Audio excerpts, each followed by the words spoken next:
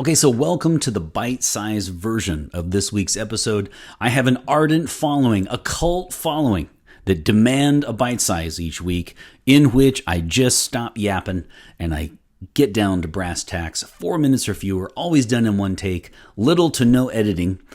Sometimes I don't even put an intro and outro. It's kind of fun, actually, and I just get down to brass tacks. This one is one of the few fragrances for me that I had a couple of gripes about, but I did not take off a spray in my 5-spray rating system for each gripe. Usually it's kind of a 1-to-1 relationship. This was not the case. I dinged it. I criticized it because it is not the most daring scent in the world. And number two, of course, the ridiculous price tag of $345 for a 3.4 ounce 100 milliliter and $485 for a 6.8 ounce 200 milliliter. It's outlandish. I mean, I don't know where they get their money. But I did not take off a spray for each of those points.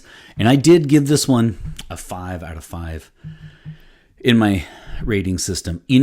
I feel like most reviewers are probably going to give this a 4 or, something like an 8 or a 9 out of 10. I just don't have it in me. It just has a wow factor that really works.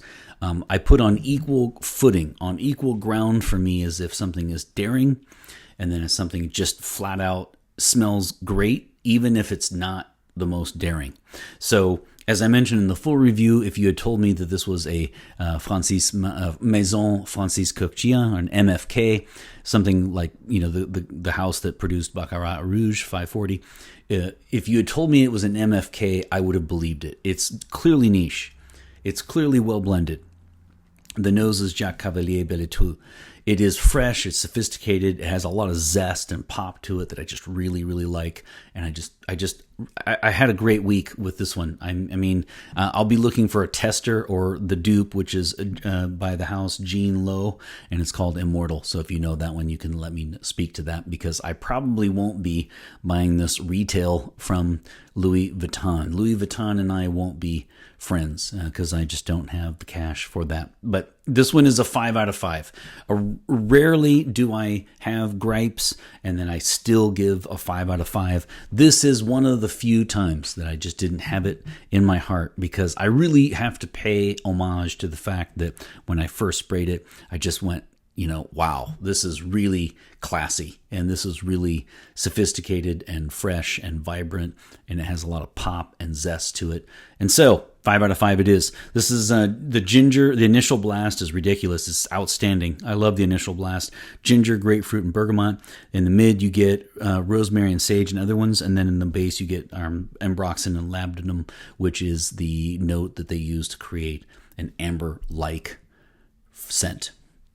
So, that's it. 2018. It's an EDP, and it's from Louis Vuitton. So, 5 out of 5 for this little guy. Let me know what you think. Let me know your thoughts. Always remember, have a great week, and like, comment, and subscribe. And check out, don't forget, if you like this review, if you want more information on the fragrance, head over in the card in my upper left, your upper right, and you can check out the full review. Take care.